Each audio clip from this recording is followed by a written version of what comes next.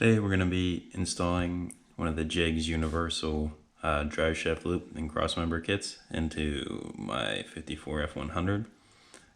What I've noticed so far is that the crossbar itself is a 120 wall thick bar and the U is 65 thou thick, which should be more than enough, but just kind of interesting.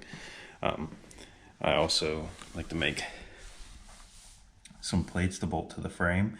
There's some existing bolt holes I'd like to use instead of drilling more holes into the frame, which, you know, not that it matters, but it can create more stress points and everything like that. And some of the tools I like to use, you know, a paint marker. I don't have Dykem here at home. A tape measure, speed square, and a dial caliper. This is just a cheap one from Harbor Freight. It's not at all the most accurate thing, but it works fine for garage use. The only other thing I recommend with it is take the battery out, because these things have, even when they're off, they have a constant draw on the battery. And here I am making some measurements, like the frame rail to frame rail inside dimension is 34 inches. That bar as it comes from Jegs is 55 and a half. So divide that by 2, you have 27 and 3/4. Take 55 and a half, that's your 27 and 3/4 would be your center. Take 34 minus 55 and a half, and you have 21 and a half.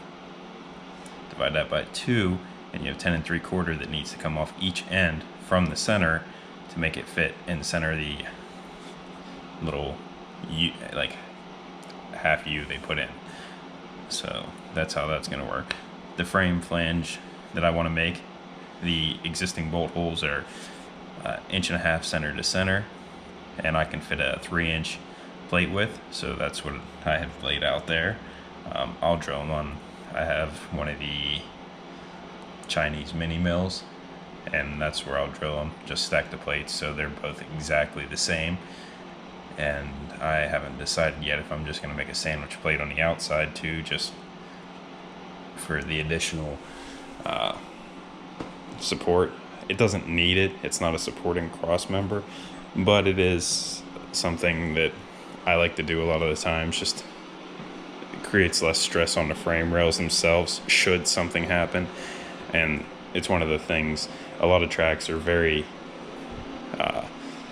very specific about drive shaft safety loops, and it's something you should have, especially anything with kind of power on it. And I do plan to EFI and turbo this engine at a later date, so you know it makes probably 450 horse at the flywheel as it sits now, and that's pretty stout. I'd like to get it to where it's about 550 wheel horsepower, and it's got a C4 automatic.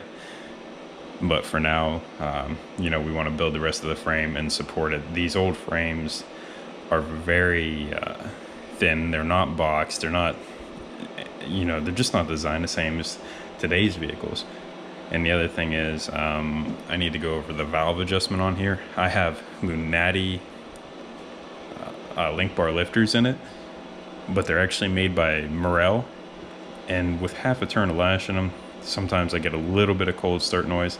It goes away as the engine warms up, but I'm pretty picky and I don't want it. Talking to a lot of people, they're recommending a full turn lash, which it's kind of unheard of, but I'll try it. And the guys at Lunati said if they've had this problem, if they don't quiet down, send them back, they'll fix them. The problem with a lot of small block Fords is when you go to actually pull link bar lifters out, unless the heads have a recess in them, you actually have to pull the cylinder heads to get the link bar lifters out.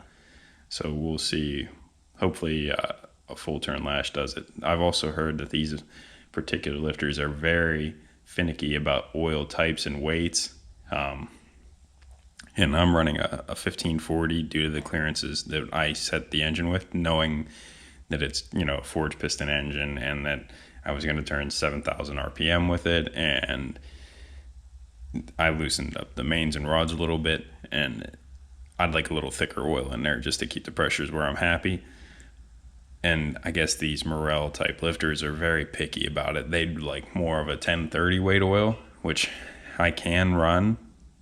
And that might be something I try too. But I really am not happy with the fact that an oil weight can be picked by the lifter, not the engine clearances. That's a no for me. I won't ever use them again. I've had great luck with comp in the past, and I should have probably stayed with what I had luck with. I've also had great luck with the factory Ford motorsport lifters. But now I've heard that they've discontinued making them, and that, you know, the Trickflow and Ford Motorsport copies are all coming from the same companies, and they're having problems with the axles breaking. I don't know if that's inadequate spring pressures and people are actually lofting the lifters, and that's what cracks the axles. I don't know. I haven't set up their heads. I'm very picky about assembled heights and spring pressures. A lot of the cam manufacturers, especially, you know, Cam Motion with mine tells me they want 130 to 140 on a seat and 350 to 360 open. That's where you set them. Put them right there with the proper spring rate, proper spring package. Make sure you don't run into coil bind. And usually I don't have any problems. Like I said, I've twisted this engine 7,000. It doesn't break up. It doesn't miss. The only thing it does is every once in a while on a cold start, I'll get a little bit of lifter noise. And it doesn't affect anything. The engine's not skipping. It's not misfiring. But I just don't want to hear it. I don't like it. And it's just one of those things. My OCD just kind of isn't real happy to hear it. One other thing. These are... If I can get my butt up here. These are the March brackets, and they're really nice. The one thing I never like with them, though, is as they come from the factory, they want you to put the bar here, so it's like a single shear. And every one of these I've seen, when it's on that single shear, it takes the alternator, and due to the force, will pivot it because there's a little looseness in the bottom bracket. So I build a bushing for the bottom bracket to keep the bolt tight and centered. And then I move this from here. All I did was mill a little bit out of the spacer on the lathe. And now you're pushing against two forces, and it's keeping everything straight. And this thing doesn't kick belts, doesn't make any noise, and it works fine. So that's just a nice little trick to do. But now I'm gonna get back to, I have to cut this bar down. And you can see I've marked my center point. And from the center, here's where I want to take off the edges on each side to keep this little center hump centered in the truck. And it looks like I'll need to take this off here. Now if you see,